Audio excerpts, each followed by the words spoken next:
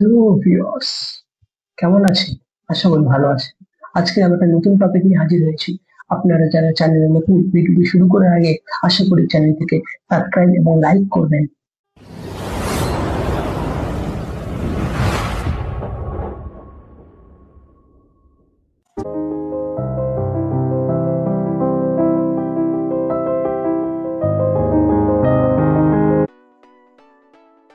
এটি নিশ্চয়ই দেখেছেন, বর্তমান ট্রেনিং এ চলা উইদাউট মোটর পাম্পিং সিস্টেম। এই ভিডিওতে এটার রহস্যকে আজ উন্মোচন করব, অর্থাৎ এর পিছনের সায়েন্সটা কি সেটি বোঝার চেষ্টা হবে। এটি দেখার আগে অন্য একটি ভিডিও সম্পর্কে কিছু জানতে হবে, চলেন দেখাই। নিঃসন্দেহে এটি সম্পর্কে কিছু বলতে হবে না আশা করি। অনেকেই শৈশবে বহু বানিয়েছেন এটি। এটি মূলত বাড়িতে পড়ে থাকা বিভিন্ন কৌটো অথবা বোতল আর পেন পুড়িয়ে তৈরি করা হয়ে থাকে।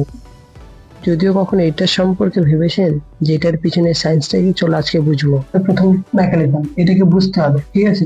আমাদের প্রধান যে কারণগুলো হচ্ছে সেটা হলো সংশ্লিষ্ট ধর্ম এবং বায়ুমণ্ডলীয় চাপ। সংশ্লিষ্ট ধর্মের জন্য জল প্রত্যেক নিচে নেমে আসে, কারণ তার পৃষ্ঠটা এখানে কাজ করে। সেটা অনেকটা এখানে সায়েন্স রয়েছে, যদিও আমরা এখানে সায়েন্সের ক্লাস করতে আসিনি, শুধুমাত্র উপর উপর কারণটা বুঝতে চেষ্টা করবো আমরা। দ্বিতীয় হলো বায়ুমণ্ডলীয় চাপ। বায়ুমণ্ডলীয় চাপের দরুন জলটা এইটার মধ্যে দিয়ে এবারে বাহিত হচ্ছে, কারণ বায়ুমণ্ডলীয় চাপ না হলে এখানে সমুদ্র ভাবে কাজ করবে না। একটা উদাহরণ দেখলে অবশ্যই বুঝতে পারবে, চলো আগে উদাহরণটাকে বুঝি। একটি ছিদ্র বোতলের মধ্যে জল ভরার সাথে সাথে জল পড়তে শুরু করলো, দেখে। কিন্তু যখন ছিপিটা অর্থাৎ মুখটাকে বন্ধ করে দেওয়া হলো, তখন জল পড়তে পুরো বন্ধ হয়ে গেল। তো বুঝতে পারছি যে বায়ুমণ্ডলের চাপের গুরুত্ব কতখানি। আবার খুললে আবার জল পড়তে শুরু করলো, আবার বন্ধ করলে জল পড়া বন্ধ। এবার আসা যাক মূল ভিডিওর মূল মেকানিজম। এটি হলো আমাদের দ্বিতীয় মেকানিজম, যেটা সর্বশেষ মেকানিজম। আমরা জানি যে বায়ুমণ্ডলের চাপ সর্বদা সে মানে চাপ দিতে থাকে।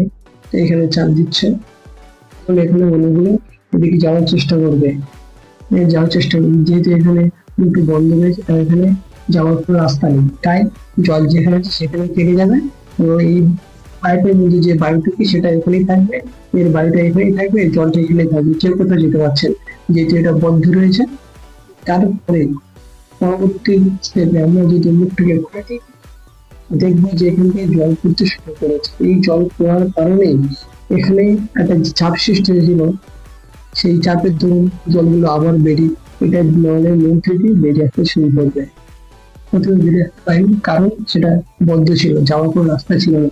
যখন মুখটা খুলে দিলাম, নিচে যাওয়ার রাস্তা চলে বেরিয়েছে, তাই জলগুলো এইখান দিয়ে এসে এখান দিয়ে পড়তে শুরু করে।